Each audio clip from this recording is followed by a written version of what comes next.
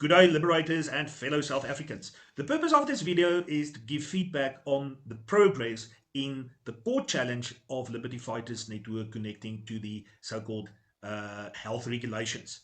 Those are the regulations which government is still expecting on the 5th of August to receive comments from you as the public, whether those draft regulations that were published way back, I think it was on the 15th of March, this year, would become law or not. So parts of that document have been implemented on around the 4th of May, I believe, yes, and then they were suddenly repealed on the 22nd of June again, and that was in the period when Liberty Fighters Network and three other parties or court processes have challenged those very health regulations of the 4th of May. Now, let me just quickly recoup on where we came, where we were, and where we're going to. There it is, the notice of motion. It was, Liberty Fighters Network was the first one to have issued their court papers on Friday, the 6th of May. We were at that point, it was an urgent matter that should have been before court on the 24th of May. And then we asked the court to review and set aside those amendments to the regulations, and subsequently Afriforum, DearSA, Solidarity and Sakeliga, all from the same group, or all affiliated in some way or another directly from Solidarity, the trade union.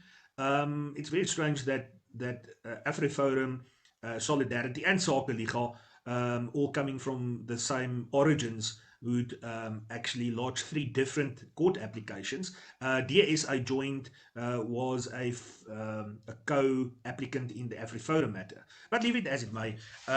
So subsequently, we were supposed to have the case heard on the 25th, between the 25th and the 27th of July, but due to the fact that the minister repealed those very regulations on the 22nd of June, the minister came out and said, well, this whole case is now moot, and that you need to withdraw your cases. Otherwise, I'm going to ask the court to mill you with punitive costs if you don't withdraw your case. So he basically said that, well, it was a normal legislative process, and it wasn't we did not force him to do this, which we obviously say is total bull, but let him have his opinion.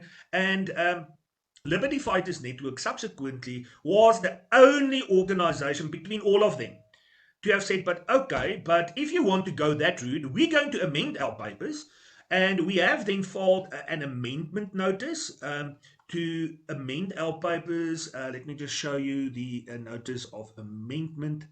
There it is. So we've asked that our original notice of motion should be amended, and we have then added the decisions of the repeal. So we then said, but you don't want to freely give us the record of the repeal. So now we've amended our papers, and we're now asking it in a review process in terms of Rule 53 that you now also provide us with the full records of the repeal. Now, this application against the health minister somewhat now overlaps with another one that we've got against the cooperative governance minister. In that application, we are asking the court to review the decision of setting aside or to terminate the national state of disaster. And people might say, but why do you want to do that? Well, there's method beyond the madness, because we want to get the record from the minister, Kochta minister, to compare with the initial decision that she took to take us into a national state of disaster.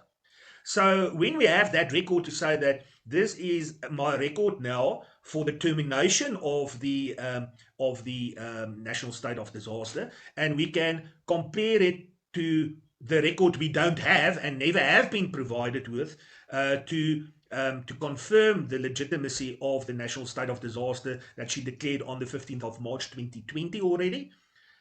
We can then put them together and say, okay, but now we see how the government's brain works, and we can now also compare that record of termination with the repeal record of the health minister, and see where, under which circumstances they believe there should not be measures anymore. And then with the Gauteng minister's application, there's various discrepancies. We are saying that she was not allowed to terminate the national state of disaster in the middle of the month of an extension, because we are saying that the act, the Disaster Management Act, does not make provision for that. It must wait for that month of to complete that 30-day period, and then it will automatically come to an end. So there was no reason why she had to terminate it in the middle of the month. No such provision or no such authority, according to us, has been granted, which means that that notice that she promulgated on the 4th of April was then totally null and void, which would mean that all the regulations she still kept alive were null and void, and also the decision to keep the COVID-19 fund for vaccine defects alive will also lapse. So then we terminate the entire COVID-19 vaccine issue. There's nothing to fall back to, and then in that way we can proceed.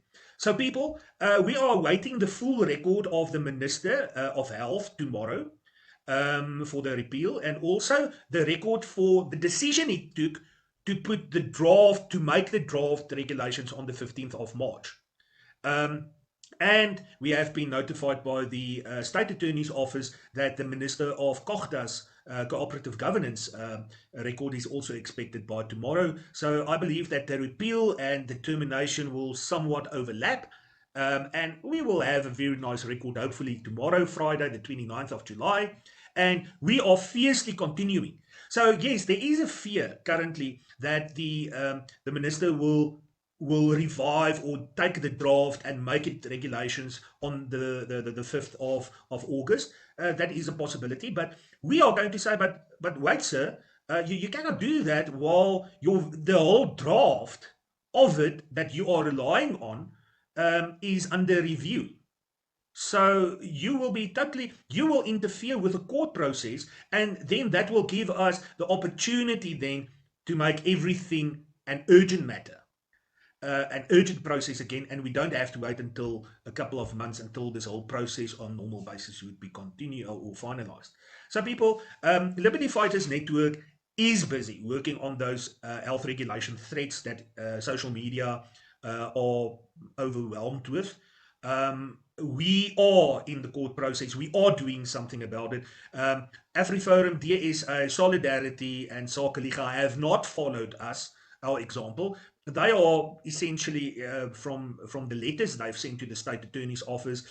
They expect the minister just to say, okay, I was wrong, and yes, there's your legal costs. We're not concerned about the legal costs at all. We're concerned about the liberties of the people. So that is how you know Liberty Fighters Network, and we continue to fight until the very end. And this is up and above all the other processes we are also busy with, not even mentioning the processes in the African Commission on Human and People's Rights. Also addressing the declaration of the national state of disaster and the measures that the government have implemented during the more than 2 years against us. People, this is only summary. If you like this, please like this, share this with others, subscribe to our channel, and also consider joining us as a channel member. Thank you very much for your support. God bless and Godspeed until the next time.